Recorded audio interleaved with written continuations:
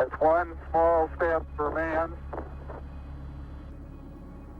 one giant leap for mankind.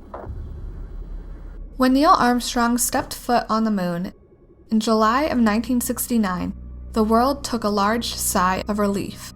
It had taken a lot of time, money, and manpower to reach that moment. After the Apollo 1 fire in 1967 that killed astronauts Virgil Gus Grissom, Edward H. White, and Roger Chaffee, most wondered if it was even worth going to the moon. Apollo 11 proved it was. Although it took an excessive amount of resources to get to Apollo 11, it showed why, even 50 years later, that landing a man on the moon mattered. Let's take a closer look at how mankind was finally able to reach the moon. During the 1960s, the space race was in full effect. The Soviet Union, with Nikita Khrushchev as its leader, seemed miles ahead of the United States at the turn of the decade. The current administration had enhanced the military, but chose to largely ignore the opportunity that space held. The National Advisory Committee for Aeronautics, NACA, was founded in 1915 and was one of the first government-funded organizations to promote aeronautical research. In 1958, President Dwight D. Eisenhower chose to dismantle NACA and form a new government organization, the National Aeronautics and Space Administration, NASA. On October 1, 1958, Eisenhower signed an executive order to put NASA into effect. This act transferred certain functions from the Department of Defense to the National Aeronautics and Space Administration. After dissolving NACA, Eisenhower had finally created NASA and increased their annual budget to $100 million. By 1960, the United States had already fallen in love with the first group of astronauts a part of NASA: Scott Carpenter, Gordon Cooper, John Glenn, Gus Grissom, Wally Schirra, Alan Shepard, and Deke Slayton, otherwise known as the Mercury 7, was assembled to fly selected spacecraft for Project Mercury. They were a group of celebrities before they even ventured into the great unknown.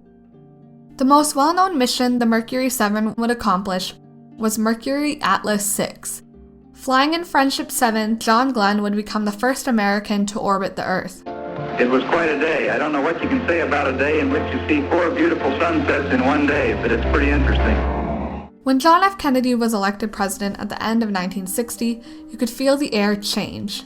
The Eisenhower years were long, but Kennedy's campaign was surrounded by the idea of the new frontier that was already being marketed by various publications. As a senator, he pushed for the American people to care more about space. This wasn't a race they could afford to lose to the communists. At this time, the Soviet Union was pulling ahead in space flight. They had already launched the first satellite with Sputnik, sent the first dog into space, and on April 12, 1961, Yuri Gagarin became the first man to journey into outer orbit. I therefore ask the Congress. On May 25, 1961, President Kennedy made a challenge to America. They would send a man to the moon before the 1960s came to a close.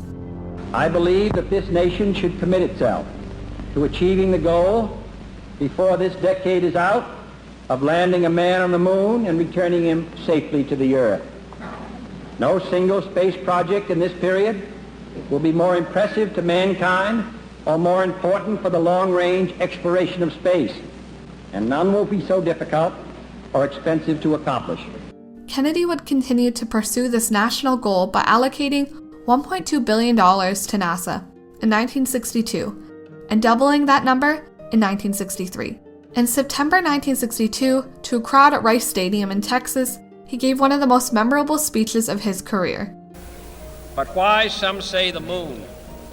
Why choose this as our goal? And they may well ask, why climb the highest mountain? Why, 35 years ago, fly the Atlantic? Why does Rice play Texas? We choose to go to the moon.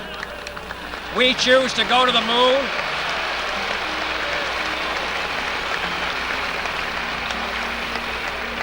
We choose to go to the moon in this decade and do the other things, not because they are easy, but because they are hard. because that goal will serve to organize and measure the best of our energies and skills, because that challenge is one that we're willing to accept, one we are unwilling to postpone, and one we intend to win, and the others too. With the idealism of Kennedy mixed together with NASA's own Wernher von Braun's futurist take on engineering, the space race became America's objective.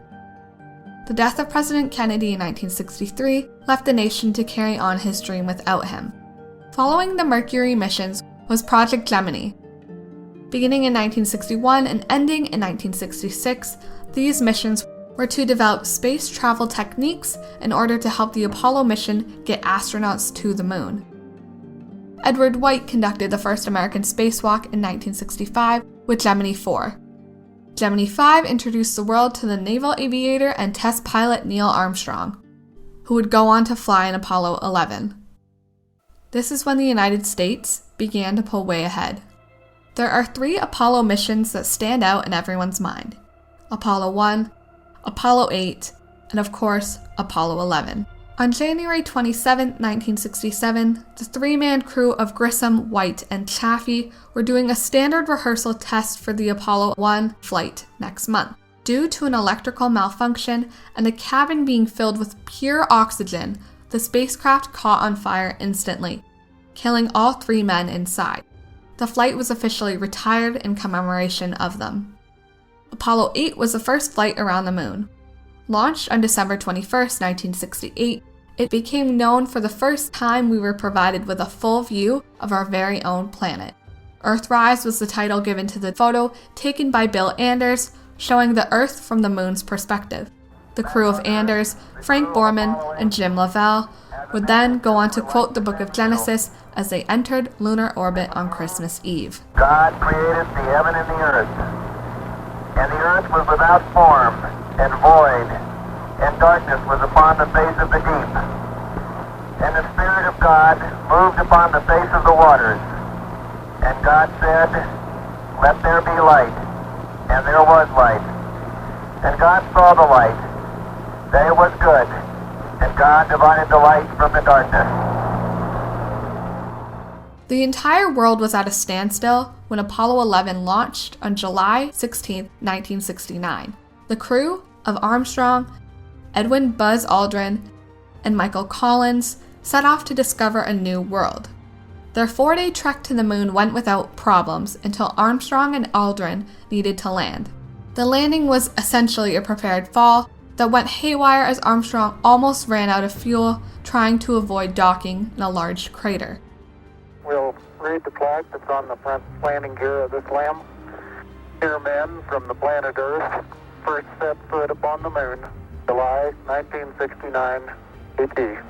It came in peace for all mankind. Finally, on July 20th, 1969, Kennedy's dream had been realized. For just over 2 hours, Armstrong and Aldrin spent on the moon, the world completely stopped. At that moment, the whole world was together to witness something truly remarkable happen. The moon suddenly changed from an object we had only ever seen to a place we could now visit. The 3 brave heroes returned back to Earth on July 24, 1969. As the country embraced the astronauts, NASA had no time to rest, as they planned Apollo 12 for later that same year. On top of that, no other country has ever been to the moon. So what was this all for? The United States would successfully visit the moon 5 more times, the last being in 1972. When sci-fi had been only a dream in books and movies of the 1950s, that dream became a reality during the 1960s. Astronauts made their way through popular culture of the swinging 60s that embraced change and adventure. A man landed on the moon 50 years ago because it was time. Technology had developed at such an enormous rate that everyone could watch the continuous coverage of this harrowing mission.